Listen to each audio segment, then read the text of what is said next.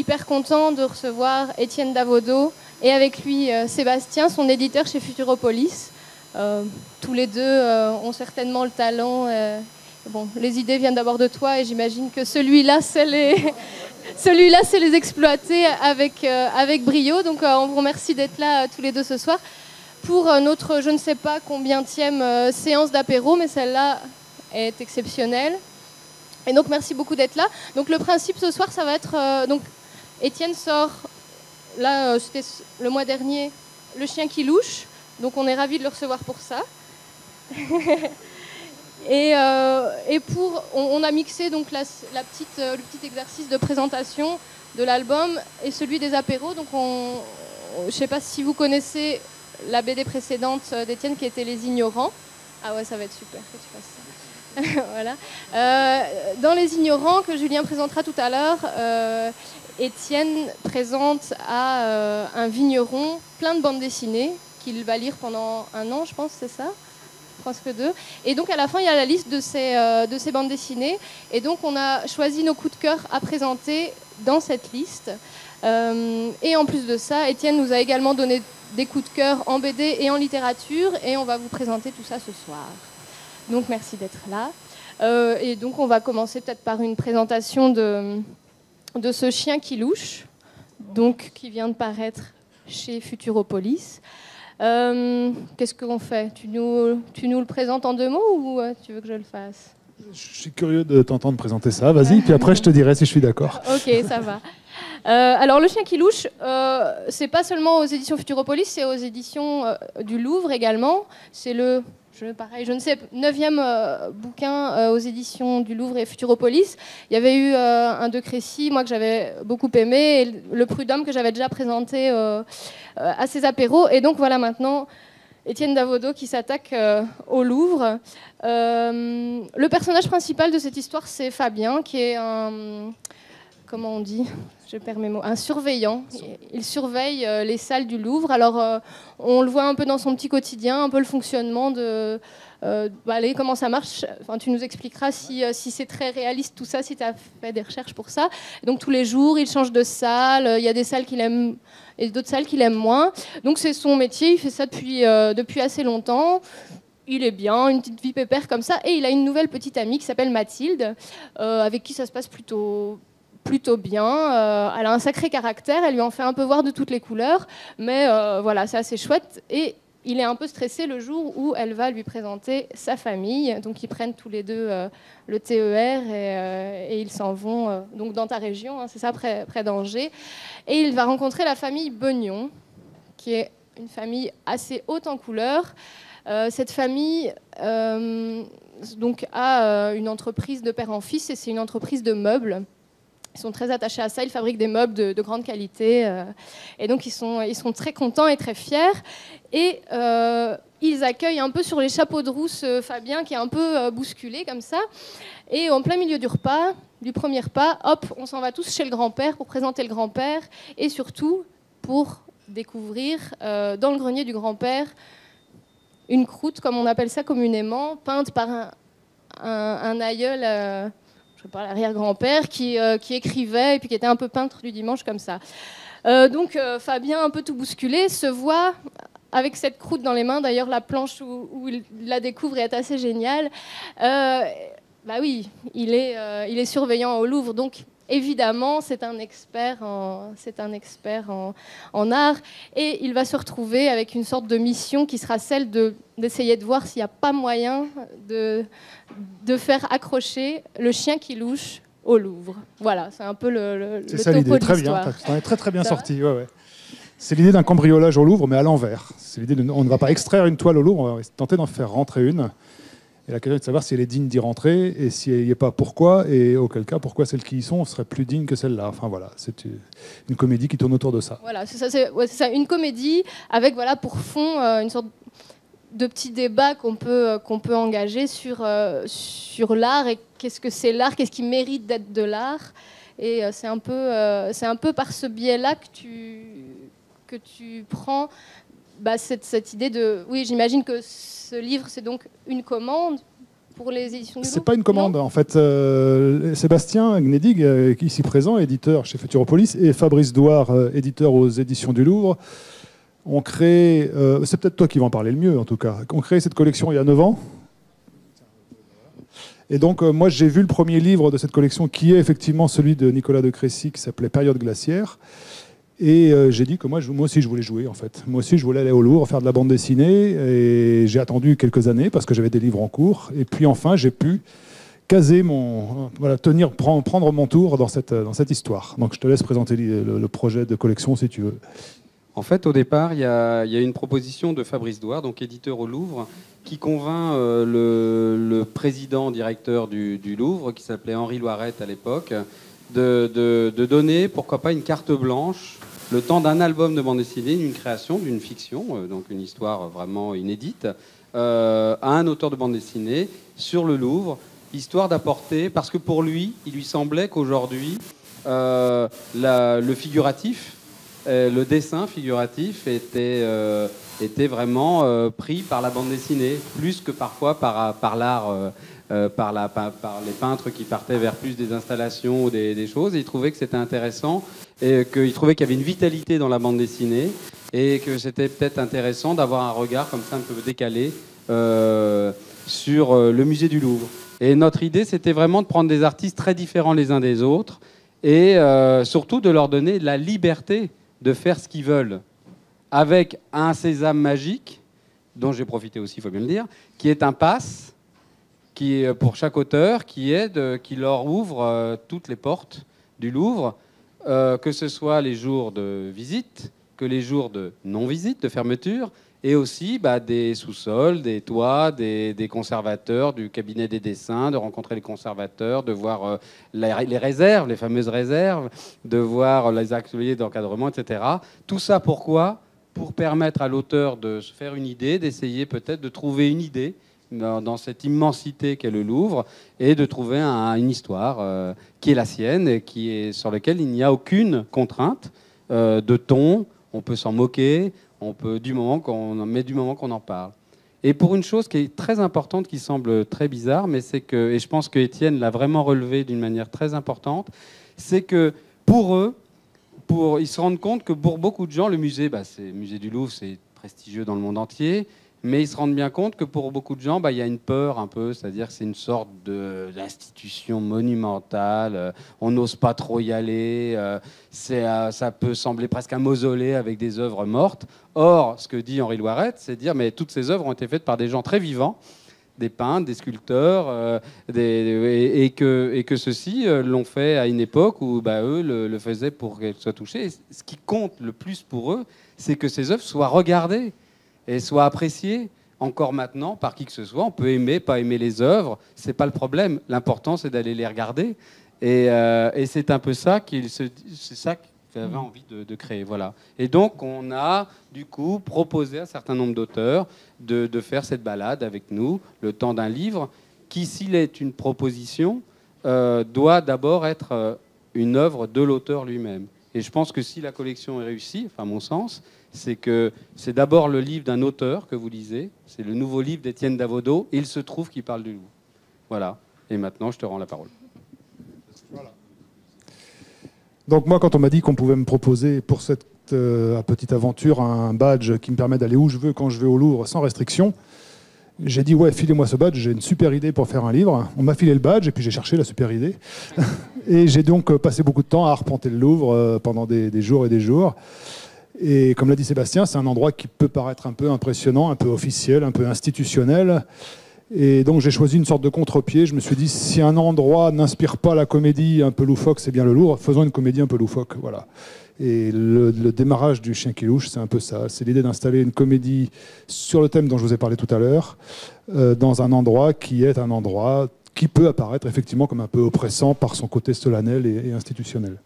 Ouais, c'est marrant parce que du coup, ce que disait Sébastien aussi, du coup, c'est un livre sur le Louvre, mais c'est le dernier livre d'Étienne Davodo. Et moi, ce qui m'a frappé, c'est que, comme dans Les Ignorants, tu as pris le prisme aussi d'attaquer le thème de l'art par l'ignorance et l'expertise.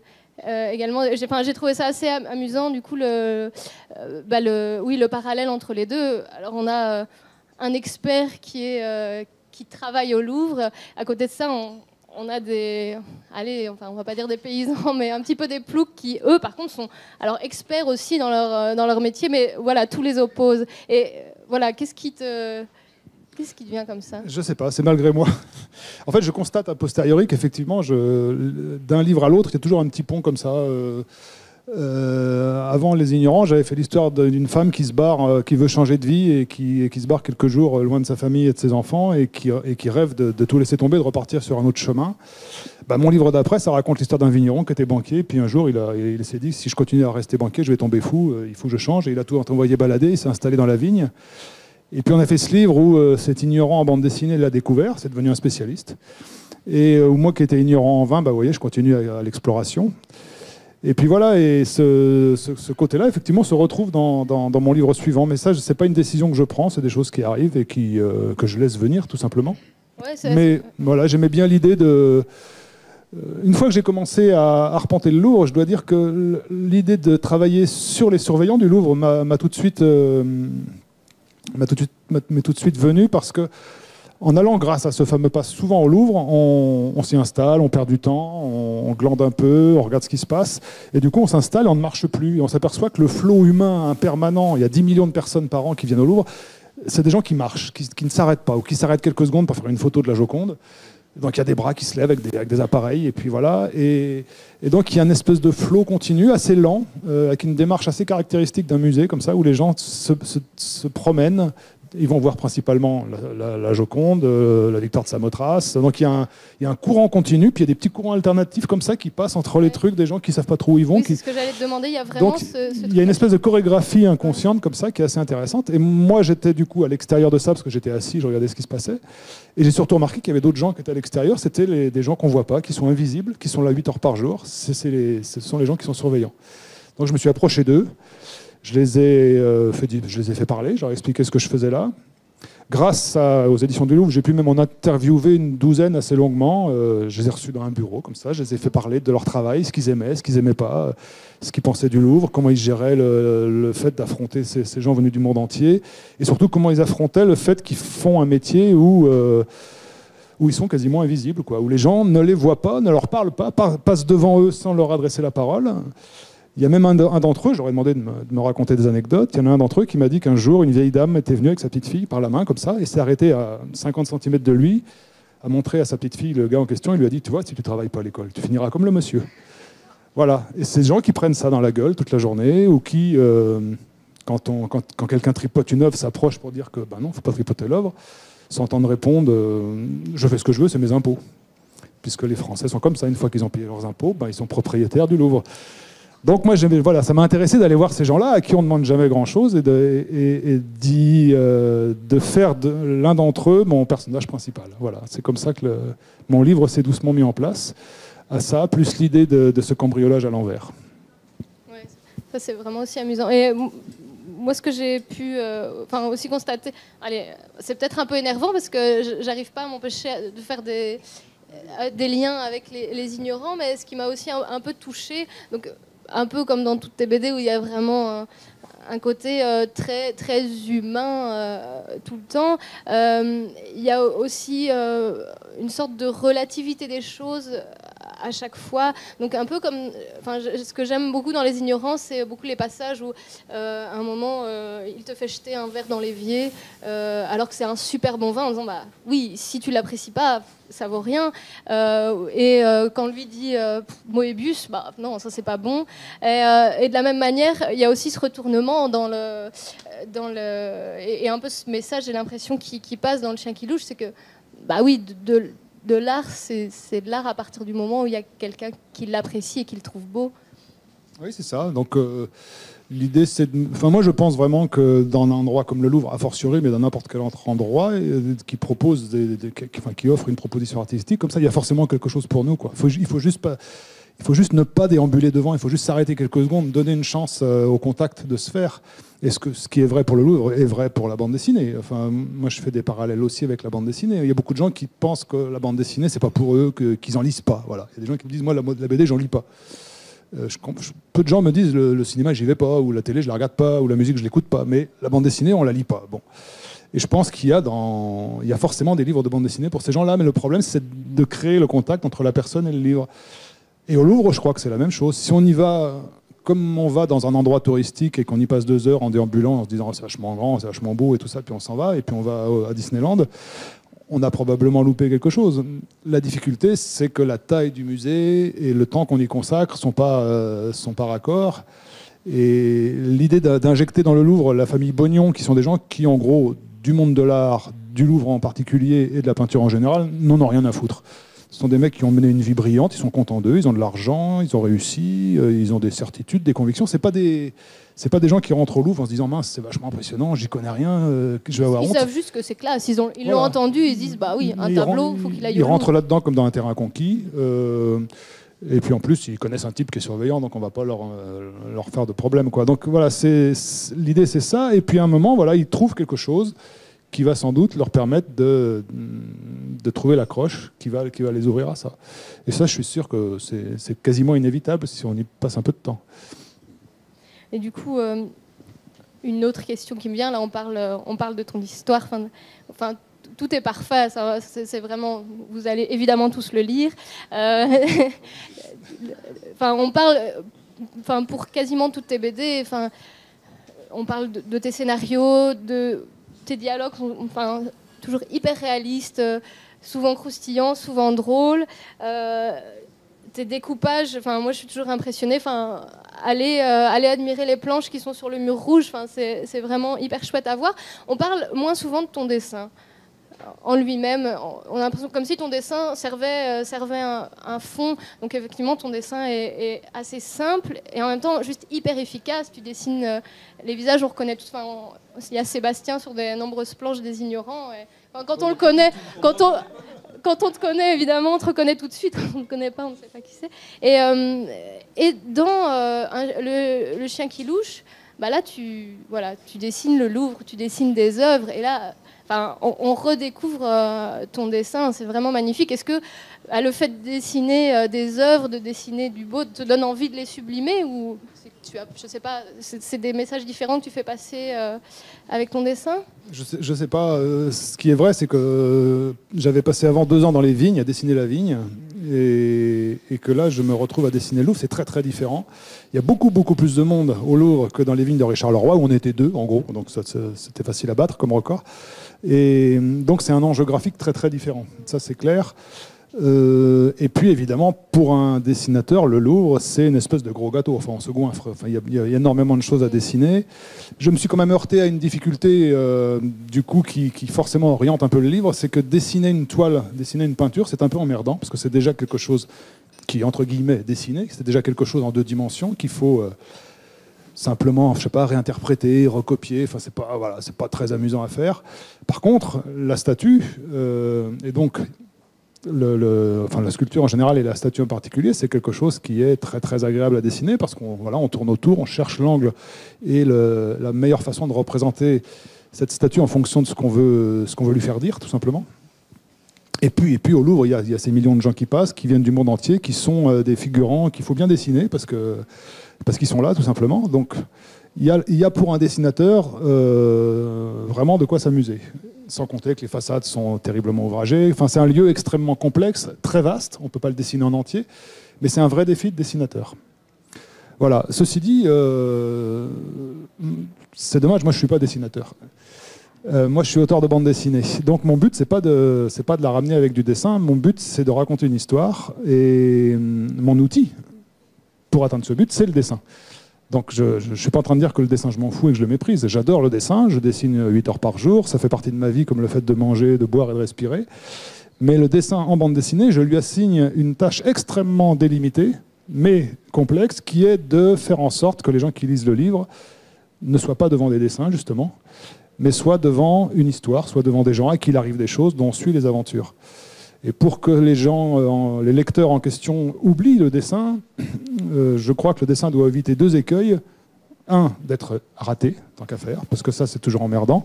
Et 2, d'être un dessin qui flamboie un peu, c'est-à-dire d'être un beau dessin. Ce que j'appelle un beau dessin, pour moi, c'est un dessin sur lequel on s'arrête pour se dire « Waouh, un beau dessin ».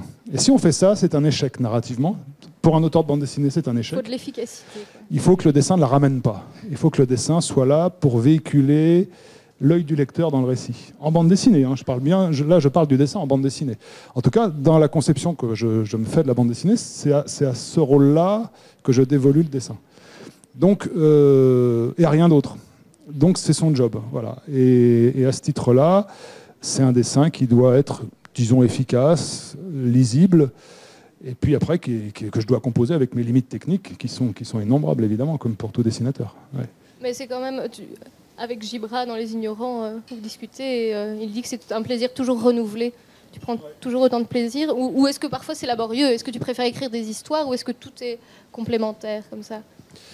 Alors Jean-Pierre Gibra est un dessinateur qui, lui, est réellement un dessinateur. C'est-à-dire que c'est un auteur de bande dessinée et un dessinateur. Il met un investissement dans son dessin qui a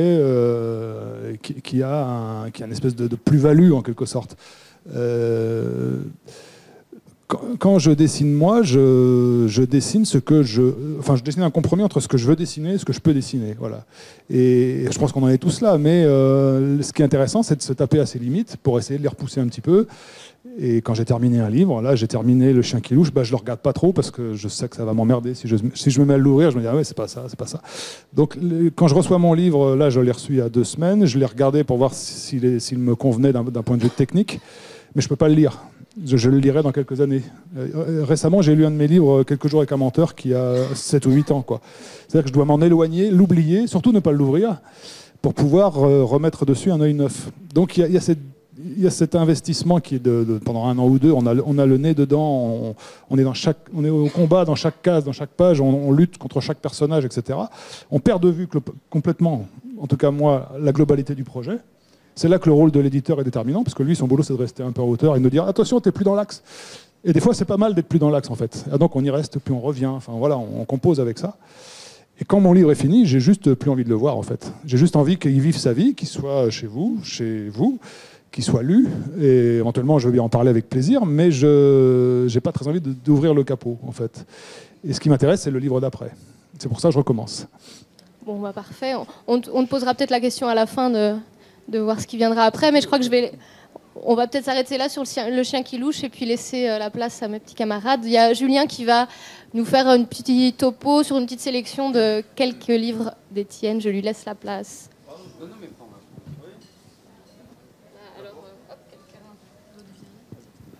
Bonsoir. Alors moi je suis super content d'avoir Étienne Davodo avec nous parce que moi j'étais vraiment beaucoup triste quand Les Ignorants est sorti. On n'a pas su avoir Étienne Davodo avec nous, donc j'étais beaucoup triste et maintenant je suis beaucoup content qu'on puisse l'avoir. Voilà. Maintenant un petit peu un gosse maintenant, parce que moi je vais vous raconter une histoire. J'ai commencé à lire Davodo avec Les Ignorants. Donc un jour je faisais un remplacement en BD et il y avait une pile de bouquins des Ignorants et donc je l'ai lu un peu par hasard. Et j'ai trouvé que dans ce livre, donc, qui est celui-ci, donc qui est l'avant-dernier, il y avait un truc tout à fait particulier, qui est l'aspect pédagogique, l'aspect didactique de son histoire. C'est-à-dire que moi, du vin, j'en bois, mais en fait, je m'en fous. C'est-à-dire que je préfère la bière en général, et donc j'avais pas vraiment de raison de lire Les Ignorants pour découvrir comment on faisait du vin, ou en tout cas toute cette étape. Et j'ai appris plein de trucs, à la fois sur la BD et à la fois sur le vin, parce que le livre est basé sur ça. Donc c'est 2 ignorants dans le métier respectif de leur ami. Et moi j'ai beaucoup aimé. À la fin de la BD, quand je l'ai terminé, je me suis dit tiens, j'ai envie d'en savoir plus sur le métier du vin. Et alors j'ai aussi une deuxième raison d'aimer Les Ignorants, c'est qu'il y a un passage sur Tournai. Et moi je suis tournaisien, donc ça m'a beaucoup plu de commencer par ça. Et mais dans Les Ignorants, l'aspect didactique était vraiment très chouette. Vous apprenez plein de trucs. Et c'est un peu ce que tout le monde recherche à l'école. Apprendre et que ça vienne tout seul. Que donc ce soit pas laborieux. Et c'est exactement ce qui se passe dans Les Ignorants. Vous apprenez plein de trucs, c'est super enrichissant, et à aucun moment ça vous pèse. Et alors, ce que j'aime bien aussi dans toutes les BD d'Étienne Davodo que j'ai lues, parce que j'ai pas tout lu non plus, mais j'en ai lu une bonne partie, c'est que il y a une grande dimension sociétale. C'est-à-dire que vous avez toujours un point d'accroche. Donc dans le Louvre, il y a le rapport à l'art et le rapport à la famille. Dans Les Ignorants, il y a le rapport à l'amitié, qui est aussi beaucoup traité dans Quelques jours avec un menteur. Dans Lulu Femme Nue, il y a pour moi l'aspect déconnexion que j'aime beaucoup. Cette femme qui à un moment décide, donc, qui est en 2 tomes, qui est celui-là et celui qui est à côté. J'ai oublié mon travail. Oui. Non, mais... Tu sers. Voilà, et qui sont donc là l'histoire d'une femme qui à un moment déconnecte complètement quoi, de sa routine, de son quotidien, et qui part dans complètement autre chose. Et moi j'aimais beaucoup ce traitement un petit peu par le petit bout de la lorgnette. Moi c'est ça que j'aime bien dans ces histoires. Et alors il y a plein de trucs qui ont été dit que je trouve super intéressants. C'est que donc l'idée c'est d'abord de raconter une histoire. Et donc au bout de 2 planches avec Étienne Davodo, vous êtes de toute façon plongé dedans. Et ça c'est super intéressant. Ce que j'aime beaucoup aussi dans les ouvrages, c'est que ça manie aussi bien la couleur que le noir et blanc, ou en tout cas que les crayonnés. Et donc que vous lisiez Chute de vélo qui là est en couleur, ou Les Ignorants qui est en noir et blanc, ça n'a pas vraiment d'importance, parce que l'important c'est l'histoire. Moi, il y a autre chose que j'aime bien, c'est l'humour. Il y a des passages chez Davodo, dans n'importe lequel de ses livres, qui sont juste excellents. Dans Chute de vélo, il y a un petit phylactère qui est une imitation de Bourvil, moi qui me fait mourir de rire, que je trouve juste génial pour la référence. Il y en a plein d'autres. Dans Le chien qui louche, il y a une théorie sur la chaise roulante qui, moi, m'a écroulé de rire pendant 10 minutes. Je vous conseille de le lire juste pour arriver à ce passage-là. Puis alors, pour toutes les personnes, s'il y a des personnes qui travaillent dans le commerce, il y a toute une réflexion sur comment dire 10 fois la même personne. Là, en l'occurrence, où se trouve la Joconde. Je vous jure que pour tous les libraires, c'est un bien fou de voir que quelqu'un a compris le problème que se posent tous les libraires. Où sont les toilettes, par exemple, qui sont des choses qui, pour tous les gens qui travaillent dans le commerce, sont absolument excellents. Donc voilà, il y a tout cet aspect humoristique que moi j'aime beaucoup. Et il y a aussi l'idée de décalage que moi j'aime bien, qui est très présent dans Lulu Femme Nue. Et en même temps que ce décalage, vous avez l'impression d'être proche des gens, des histoires. C'est-à-dire que dans Quelques jours avec un menteur, moi ça pourrait être mes potes. Dans l'histoire, il y a vraiment plein de détails ou plein de phrases où on se dit, mais en fait ça pourrait être un tout petit tronçon de ma vie. Donc pas l'histoire en entier, mais il y a plein de passages où on se dit mais en fait ça pourrait très bien m'arriver à moi. Donc moi ça j'aime beaucoup. Donc voilà, je pense que j'ai fait Ah oui, il y a Un homme est mort. Donc dans l'aspect sociétal, dans Un homme est mort, c'est peut-être le plus grave de tous les ouvrages que j'ai lu de vous, qui est sur les grèves à Brest dans les années 50, où un manifestant va être abattu par la police. Et donc vous allez retrouver dans cet ouvrage-là toute cette lutte syndicale, toute cette lutte ouvrière et toute cette lutte pour les droits, en fait, que moi j'ai trouvé assez sympa. D'ailleurs, je trouve dans celui-là, il y a un dossier à la fin qui est super enrichissant. Et donc on peut aussi apprendre sur l'histoire de France et sur l'histoire en général en lisant Étienne Davodo. Donc moi voilà, je suis assez content. Je vous invite vraiment à lire ce que vous voulez d'Étienne Davodo. C'est surtout ça qui est important, parce que évidemment Le chien qui louche c'est le dernier, mais moi je vous invite quand même à regarder 2-3 quatrièmes de couve, oui, tous, ou 2-3 histoires, mais vraiment vous laissez porter un peu comme vous le voulez. C'est ça qui est intéressant chez Étienne Davodo, c'est que c'est toutes des histoires différentes. Et vous pouvez trouver votre bonheur où vous voulez. C'est ça que moi j'aime bien. Donc voilà, c'est un peu ce que j'avais à dire sur l'ensemble des ouvrages. Bon, j'ai bien fait de venir. Merci. C'était parti gagner avec moi.